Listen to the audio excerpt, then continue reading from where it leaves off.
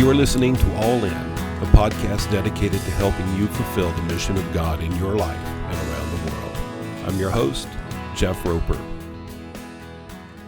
Hey, everybody. Welcome to this week's episode of All In. Thank you again for joining me and taking time out of your busy life to spend a few minutes with me as we explore various aspects of leadership in today's world. Today, it's my privilege to welcome Wendy Nolasco. Wendy is the General Supervisor of the U.S. Foursquare Church. Now, I don't know if this is true or not, but I have actually heard that Wendy is able to leap tall egos with a single bound. She's able to freeze water with a single stare, and she's able to bring peace with a single word. Now, I don't know if that's true, but I do know it's true that Wendy is a leader, a learner, and a passionate gatherer of people. In my time that I've gotten to know Wendy, I have my respect and admiration for her has only grown and increased. And so I'm thrilled to have her with us today. Wendy, welcome to the podcast. Thank you so much, Jeff. What a pleasure to be with you. And I mean, leaping tall egos. That's something that should be added to everyone's bio line. Well, you know what got me to thinking about that was, in a leadership role like yours, where you deal with so many leaders, not only within our own tribe, but I would imagine you have to interact and interface with leaders from across a broad spectrum, both religious and civic. I could imagine you run into some egos and you have to leap over that and you have to work around that. You And, might encounter an ego or two. that you do. I have a pandemic puppy that we've been able to raise, being grounded due to this pandemic. We've never been able to, prior to that, we were never able to own a dog because I travel too much. And being grounded for almost 11 months, we took advantage of it and got a dog. And when I take her out to the dog park, I realize the biggest egos are in the smallest dogs. A dog park will teach you a whole bunch. Oh man. And sometimes, that's true with people. You can be a small person with a big ego, and some of the biggest people I know have the lowest ego. But anyway, how did you get here? I mean, I doubt you went to the Foursquare Careers Day fair and signed up, said, hey, when you're 12 and you sign up, hey, I want to be general supervisor of the Foursquare Church. How did you get here? The story only makes sense in reverse. It certainly doesn't make sense as I look forward in life, because I am somewhat of an anti-leader and certainly an anti-pastor, and was not looking to even set forth in this story. But really in reverse, I can see God's tapestry just kind of woven through my story. My greatest pain came by way of Christians and the church. And it was also the vehicle that God used to bring redemption and restoration to my life. And so my heart is so filled with love and compassion for the bride, and yet find myself often grieved and sad at her condition, and some of her imperfections. And so that kind of paradox of duality is a little bit of what started down this journey, because it started with me just saying yes to the next thing that was in front of me. And that looked like serving in the nursery at our local church years ago. And I can go right back to that yes and incrementally see that yes led to other yeses. And so my husband and I, our posture has always just been serve where needed. Like some people say, like they're called to be XYZ kind of pastor or a missionary or whatever. And it's not my jam. I just think that I'm a part of the kingdom. And so we've always just said, hey, wherever you need us to serve, we'll serve. And so in this season, this is what this looks like. But I start day one, any assignment, thinking about the last day. And so even Randy and I have talked a lot about like, hey, so let's talk about an exit strategy.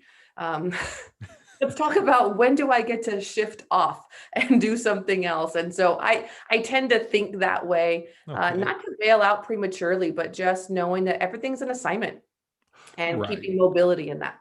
Well, that's good, because I think it keeps you from safeguarding against confusing your identity with your role. Big deal. It's a big deal for leaders today. It Um, is. it's a real, especially in ministry type work, because it's so personal and it's Yeah. so relational, and you give of yourself. But I had somebody tell me years ago that has served me so well. I think God was really kind. He taught me so much in anonymity that has served me in public ministry, but the gift of your own limitations. And so I make it my business to know my limits really well. And that really helps to give some borders to, like, who am I? Where do I end? And where does God begin? And what's his? And what does he do? And what's just my little bit to do? And so identity is a big deal. How does that play into your role as the general supervisor? Because I could imagine you probably face more than your fair share of people with expectations and demands on your life. Yeah, but I would say in some regards, nothing changes. I mean, it was the same when we pastored. It was the Right. same when we led a small group. It was the same when just the context changes. And so I'm a mom. I've got 3 kids at home. My youngest is 8, and it's a really healthy pace car. I only have so much time to put in. And so I'm really intentional about how I invest that time. And I'm really strategic about that, but I've had to learn how to say no a lot, and how to manage disappointment and know which are the things that are, like, worth disappointing. Well, as a Foursquare minister with many years of experience, I can tell you, that attitude is a culture shift for us. Yeah. You know, Big we kind of always had this burn up for Jesus, die in the saddle with your boots on mentality, Yeah. so I'm glad to hear you've got some healthy perspective on that and the freedom to say no, because that's a real challenge for leaders, isn't it? Big time. I mean, I think most leaders come from some sort of screwy background, which is what propels us into ministry to begin with, because our life was transformed by Jesus. And so then we're like, let's go tell everybody about that. Yeah. So yeah, I don't know, one can't make too much of oneself. I have a part, I have a contribution. It's not the singular part, and certainly God's purposes will prevail if I don't do my part. That doesn't evade that you've got to work really hard, and I do. This week in particular, it's been a lot of long hours. Yeah. But Kimberly Dearman told me once, there's temporary seasons of imbalance, and you just have to know what the beginning and ends of those seasons are. Right. That's so good. That's so good. I have counseled many of pastors to resign from being the body of Christ. Come on. You know, it's like Or being Messiah. Like, yeah, you're not God, you're not the church, just back off, chill out, man. You're not all that. What exactly does a general supervisor do? manage conflict. You A mean there's general conflict in church? I think there's conflict wherever humans are. Um, Truly, that's a big part of being the general supervisor, is managing conflict. Sometimes it looks like litigation. Sometimes it looks like property. Sometimes it looks like people. Sometimes it looks like congregations. Sometimes it looks like crisis. But you're managing conflict. And so by the time things roll upstream enough where they've crossed my desk metaphorically, Hmm. it's pretty big, it's pretty serious. And so you're managing crisis, while simultaneously leading out, and advancing vision and moving things forward. And so you're in paradox all the time. It's sort of Hmm. two pulling extremes, but you manage a lot of conflict in dealing with people. That you do. Now, how do you balance that out as far as your role? Because there is that you do have a leadership role, Mhm. but you also have a very demanding administrative and conflict resolution and reactive role as well. How do you personally find a symmetry in that? Symmetry is a good word. I don't actually achieve or strive for balance in any area of our life. Hmm. So my husband and I would say our life is really complicated, And we kind of look at it to be really attentive to what is the Spirit saying in this season and what needs our attention. So not everything needs equal attention. And I would say the same is true in leadership. It's really being attentive to the rhythm, the cadence of the Spirit, and knowing what needs your attention when, and then setting priority to that. A little bit of triage, I guess, kind of assessing the lay of the land. Like right now, it's a really intense season in Foursquare, and there's a lot of demand for attention on some really important issues and conversations. Well, that means that other things that maybe I want to get to, or I care about, or I would love to support and champion, they can't get my attention right now. Right. There's a freedom that comes from being able to say yes, but not now. Yeah. And so, Every yes is a no somewhere else. I mean, your time's like a budget, right? Like if I spend $1 here, that's $1 I don't got to spend somewhere else. So. Exactly. Now, when you were thinking about your exit strategy or your exit plan, I think with that probably comes a set of markers internally that you may have to say, when I'm done with this thing, when this assignment's done, here's the dream that Jesus has put in my heart. I hope I would have accomplished X, Y, and Z. What would that look like if you were radically, I hate to use the word successful, because I think that conveys something that can be misunderstood. I think it's a very biblical concept. If you're as fruitful as you hope to be in what you feel that Jesus has assigned to you in this role, what would that look like? So that's an interesting question because it's a foreign paradigm of thought for me. So I've spent some time really getting clear about like what is my contribution in life. And I would say that at this place of my life, I'm 39, that I believe with conviction that God has designed me to live my authentic soul generously wherever I go, with whoever I'm with. And so I think this is really me. This is how I try and lead and live in every sphere and facet of life. But there's a lot of like assignments that come and go, and assignments have a shelf life. And there's kind of just there's things that you do within an assignment. So I would say in saying yes to this assignment, I did not have a dream of what it would be to be a successful general supervisor, but I have clear marching orders to come alongside of our president and to help shoulder the things that are before him and to help lighten that load and to help kind of carry out some of that. So there's a little freedom, I guess, in that because I don't feel like I've got to get, this list of things accomplished. I'm sort of following in step with him and positioning myself to lighten his load and to advance the things that God has placed in him for our movement in this period of time. That's great. It reminds me of something I learned from a very famous philosopher named Forrest Gump. In that's one of my favorite movies, partly because I too grew up in Alabama when I was a child and lived there until I was 19. And there was this scene where somebody asked him, Forrest, what do you want to be when you grow up? I think Jenny asked him that. What do you want to be when you grow up? And he goes, I want to be me. Yeah. It's like, that's what I want to be when I grow up. I want to be me. And it sounds like that's kind of your philosophy of life and ministry is, what do you want to do in this role? I want to be me. Yeah. And I think that's beautiful. I think that's beautiful.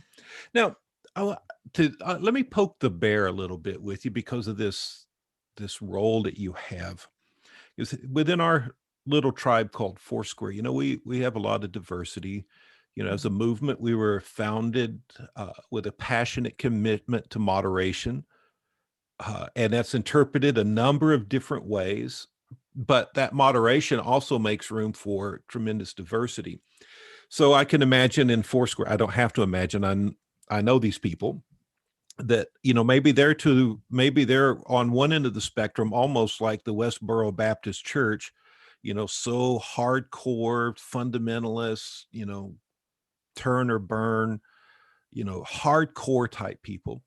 And then you might have some people all the way over to the other side that actually have Rob Bell Bible studies going on in their church.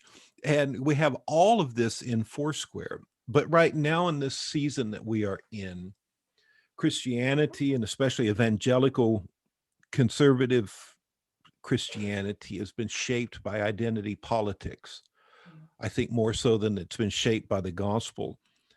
Now, that's my opinion. You may not share that. I don't know. We've actually never had that conversation. But if that is true, at least, you look at how politicized everything has become now. As Christians, we're arguing our political position rather than a truly biblical position, and confusing those two. How do we how do you navigate that in working with the leaders, and how do we move beyond that and continue in our pursuit of faithfulness to the gospel? Yeah. Such a good conversation to even engage in this time. I think defining the gospel is really important because the gospel transcends culture and it Mhm. transcends geographic borders and nations. And so, if we are contending for the gospel, then we have to ask ourselves a litmus of, does the message that I'm preaching, teaching, imparting work here in our context, United States, equally like it would work across the globe? Right. Because the gospel transcends. And so if it doesn't pass that litmus test, we already know that we've deviated from the essence of what is gospel. Mhm. And that's just kind of like a starting place. I'm not a theologian, but it's just sort of, kind of like we got to ask ourselves these questions. So people read the scriptures differently based on our narrative and our formation and what we bring to the text. My family were immigrants. I'm first generation born in the United States.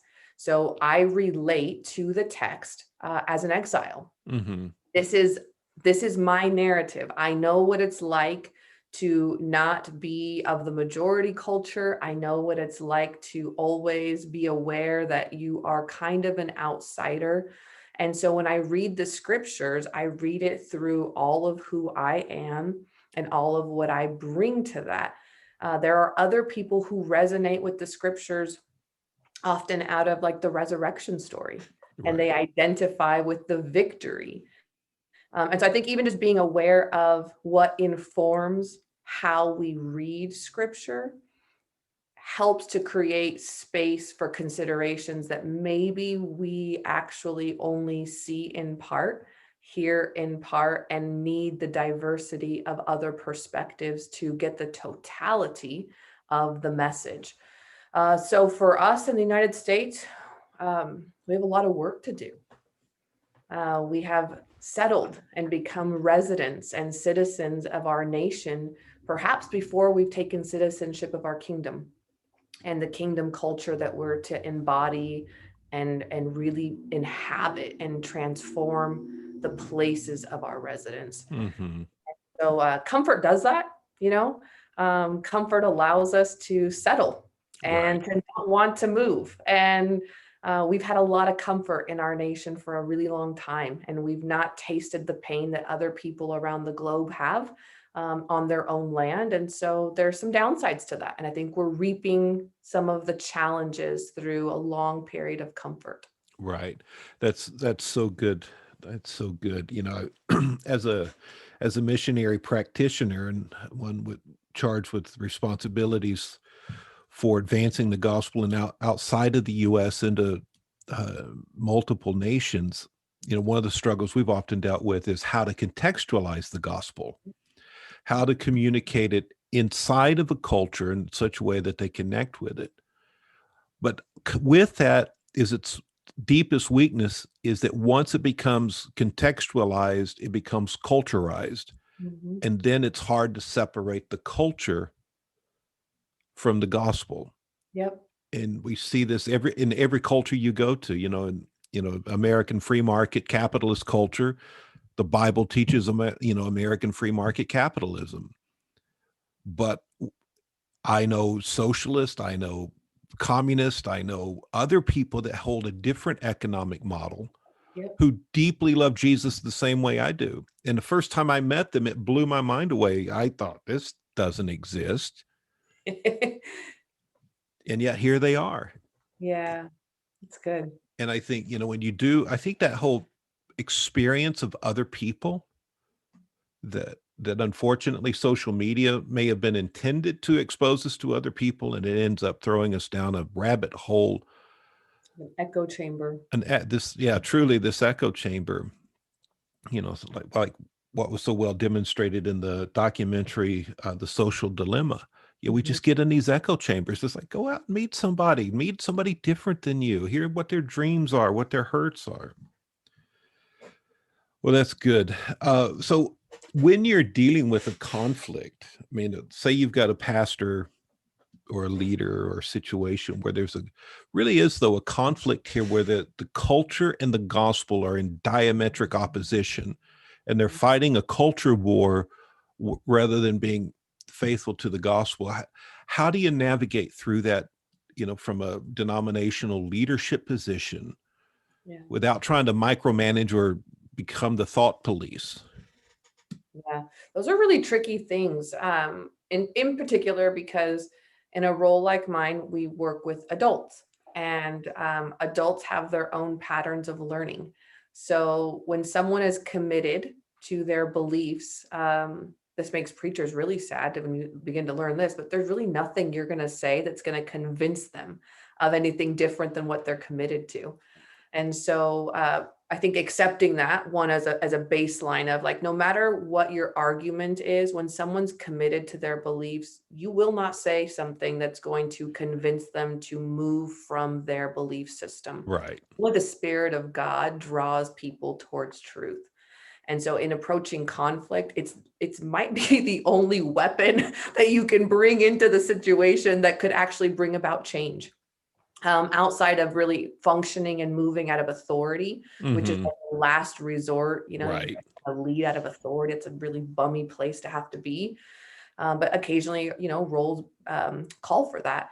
But coming into conflict, I I try as best as possible to listen to the place that someone knows and feels that they've been heard. And there's some practical things you can do in that. That tends to disarm people because in general, we don't listen well, especially pastors. We talk, we mentor, we bestow, we input, we give, but we don't really listen well. So especially when a leader is listened to, Mm-hmm. what that does for them, it's like all of a sudden you've seen them. Whether or not you agree almost becomes irrelevant to them being seen. Right. And then now you've got some space. It's a little squishy to be able to navigate through. And then it really becomes a spiritual matter. You are praying in the spirit while you are talking in the flesh. And Mm-hmm. you are looking for insights and you are seeking that kind of word that's going to get to the marrow of the matter, knowing that people are committed to their beliefs. And there's nothing I'm going to say that's going to change that. Only the Spirit of God can do that. I'm just a facilitator for an environment where we hope that these things can happen. That's so good. One of my other favorite philosophers, apart from Forrest Gump, was Patch Adams. And there's a line in Patch Adams where he's a doctor arguing about medicine, and the guys, whoever it was, some management in the hospitals telling him, stop treating these people, it's costing too much money. Some of Yeah. them die, some live. And Patch Adams says, if you treat diseases, you win some and you lose some. If you treat people, you always win. Yeah.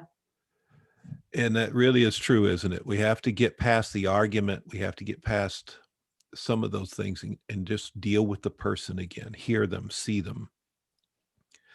Who are some of the people that have really impacted you, and why? Mm. I have been super fortunate to have had lots and lots of people throughout my life that have shaped and imparted and impacted me. I was an only child. So, as an only child, you make up friends a lot and you have make believe friends. Literally, I think my first memory, like 3 years old, is of my playmate being Jesus. Hmm. My earliest memories are as a young child. My parents were divorced. And so I remember Jesus being as tangibly present in my life as a young child as you are today, as we're recording this podcast. So I think, not to be cliche about that, but in a very pragmatic, almost non-spiritual kind of way, Jesus was integral to my upbringing. And I've had lots of mentors. My pastor out of our home church, James Ranger, has been a huge influence in my life, huge sponsor, someone who has invited and advocated for me.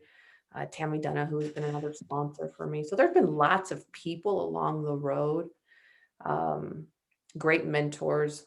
Wayne Cordero's book actually challenged my idea around this, because the way when he wrote Divine Mentor, the way he talks about even reading the scriptures and the mentors found in the text. And I think that's such an intimate way to even articulate that. But yeah, I've had lots of people throughout my life, coaches, teachers. I mean, I'm fascinated by people. And so I find myself learning from humanity. Like Okay. I go to a gym and I've got this little group at this gym that I'm a part of. These are all non-Christians, but I learned so much from just being in relationship with them, about life, about the way they see the world. It's different than I do. That's good. What about, you mentioned Wayne Cadero's book. Are there other books that have really impacted you? Oh man, everything by Brendan Manning has really wrecked and shaped me all at the same time. Oh, yeah. Done a lot of Henry Nouwen, Oh, another one. gosh, I love Henry Nouwen. Henry Nouwen's been a really good deep dive into the marrow of like what we're made of, all the stuff that comes out when we get squeezed. Yeah. Yeah, I love Henry Nouwen. Just, you read that and you go, how can one person have this? I want that. That's what I want. And then I want to be able to write it down just like he wrote it down, but sound like me that's writing it. Yes. I don't think I've lived long enough to espouse the Henry Nouwen spirit. Like, I think maybe in the next quarter of life, I'll be able to, like, people will be around me like, she's so at peace. Yeah. That's true, isn't it? When you're young and you have the energy to write, you don't really have much to say. And then you get old and you might have something to write and you go, dang, I'm just too tired to do it now. Or what was that? I had a great thought, but I can't remember it now. And then there's some of us just stuck in limbo between those two. So if you only had one chance to speak one time to all of the Foursquare leaders that are out there, if you had one thing you would just pour your heart out, say, if you don't get anything else, this is the one thing I want you to know that Jesus has given me for us, what would that be? Show up and be all you. I think, gosh, if there's one common thread as I get to work with leaders, is that people are spending so much time trying to be anyone but themselves. And it's not a new message, certainly not a revolutionary thought, but your handcrafted, custom tailored, unique expression. And if you could just figure out who you are and just do that and know that that's enough, and that pleases the heart of God, and that your life is an overflow of the expression of the creation of God, the rest of the stuff sort of settles down a little bit. That's so good. You make it terrible anybody else, don't you? I mean, I certainly do. Oh, man. Like, I gotta give people disclaimers all the time, like, hey, these are the things you need to know about me. You don't want me on your team, I promise, and this is why. I know I had somebody writing me nasty notes the other day and saying some pretty ugly things. I know it's hard to believe somebody would ever say something mean to me. They were saying some nasty stuff about me. And I said, look, I have so many things that are wrong with me that if you are going to pick on me and say something, at least pick one that's true. Yeah. Pick one that's accurate so it'll help me. But that one's not true. That's not even anything that happened here. But It's like, Sometimes you feel like you deal with grumpy people, like you just need a nap and a snack. yeah. Like kindergarten. Let me give you a biscuit and you go ahead and lay down and let's talk in 45 minutes. Yeah. Yeah. Here, just have a nap. That'll help. And that, you know what, because I find that helps me a lot. If I can just have a snack and a nap, the world comes back into perspective. It sure does. Now, do you have particular daily or weekly or monthly disciplines or habits that you've built into your life that help keep you uh, in homeostasis? Not that I'm trying to avoid the word balance because you and I both know that's a useless word in leadership, but at least to have homeostasis where you feel like you are thriving in your life, not just surviving, but you are thriving. Yeah. Yeah. I love that you've eradicated balance from our conversation. I don't actually think balance is biblical. I don't see Jesus living a balanced life at all. He's a little erratic about his time and what he does and when he doesn't, and when he walks through a crowd and doesn't heal nobody and leaves them all wanting more. I mean, it's like, where do we get balance out of all of that? Like, if I do that, everyone's mad. I know. We want him to be constant. We want to be the same yesterday, today, and forever. Don't you know that? Yeah, so I really do see life like music. And for music to be really good, there has to be breath and space and emptiness. In Hmm. order to get to like a big crescendo, you've got to also have the descent. So I think about life similarly. So in this season, because my rhythms are always adapting, there's probably some principles that stay true all the time, but they're always adaptive. That's just the context of my current season of life. So right now in this season, sunrises are a really big deal and sunsets are a really big deal. I have a workout regimen. I'm high strung, high energy. I run on a lot of adrenaline. So I've got to physically drain that every single day in order to just stay like really homeostasis is a great word just to kind of stay in the cadence of Hmm. life. And also getting outside, getting outdoors. I connect to God through creation. Hmm. That often happens outdoors, watching a hawk fly and soar in an empty field or sitting at the edge of a mountain, sitting by water. So those are kind of some rhythms for me in this season that are really helpful. I also don't fudge on sleep. I turn into a pumpkin pretty early. I'm a party pooper. I get up really early, but I like 8 hours of sleep consistently, and that helps me to stay really clear and focused when I'm awake and when I'm doing. That's really good. Again, that, starting off and ending on this, the importance of that kind of a boundary in your life that, I was unfortunately raised, or I interpreted all of life to be about the drive and built in some habits that it later in life caught up with me and about killed me. And I still fight for it. When I hear people talk about sleeping 8 hours, I still envy that. My goal is to get up to 7, Yeah. and that's a rare treat. But I love the fact that I've got people like you around me that remind me, hey, it's okay. So thank you. Well, I've got one more question for you, and it's one I asked to pretty much everybody that comes on the podcast. And this one will be fairly easy for you because you've already done the one thing almost nobody ever does. You actually told us your age. But if we had a time machine and we Mhm. could go back to your 25-year-old self and you could give yourself some advice, what advice would you give?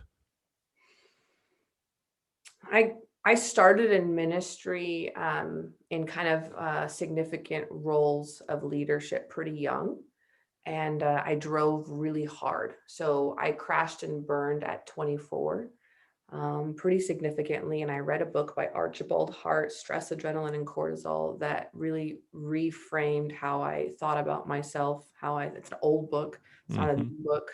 It's a very unsexy book.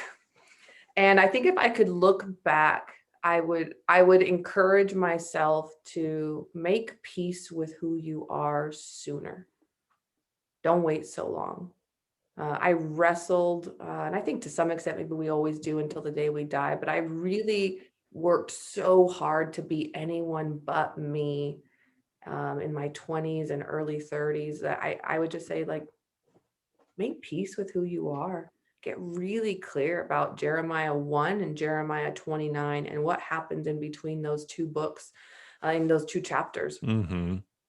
And so I would say that to myself. And I think it would have saved me some pain. And yet, I think every painful season has been such a gift. Yeah. Pain is a great teacher. It's not the only teacher. I wish I would have learned through wisdom rather than pain, but I learned a lot through pain. Mm-hmm. So it's been a great teacher, and it's shaped and molded me, made me who I am. And so, That's great. You got to embrace it, though, don't you? I mean, we always have choice in that, right? Some people Yeah. don't, they just keep circling the same mountains. But I think, yeah, if it's looking like pain, let's go ahead and just, like, what are we going to learn here? Yeah. What are we going to learn? Yeah. Yeah. Some people tell you they've got 20 years experience, and you go, no, you've actually got 1 year experience repeated 20 20 times. times. Debbie and I we encountered Archibald Hart years ago. He came and met with us, with a group of us, and spent a day with us working on stuff about the whole stress and adrenaline, and it saved our bacon. And we bought almost every book that he had at the time. And matter of fact, just a week or so ago, Debbie and I were talking about it again, about the whole issue of stress and cortisol and everything we had learned from Archibald Hart when he was with us that time. And so that's a great resource that you mentioned. So I appreciate that. Well, Wendy, We love our adrenaline. we do. It goes right there with our Pentecostal ethos. Yeah, right up there with my coffee. Yeah. Well, Wendy, thank you so much for being with us. It's been a joy. It's always a delight to connect with you. So thank you for taking time to be with me on the podcast today. Thank you, Jeff. What a pleasure. Have a good one. Thank you. Hey, before we go, I want to remind you that you can subscribe to this podcast on iTunes or wherever you get your podcast. Also, I'd like to encourage you to share this episode on social media or through email. Get your friends and family involved if you think it'll help them. And finally, if you benefit from this podcast and or you believe in our ministry of making disciples of nations by developing healthy Foursquare Church planting movements, would you consider partnering with us in prayer and even financial support? Go to my website, jeffroper.com, and you'll see the link there that says support our work. We would appreciate it. It helps make this ministry possible. God bless you guys.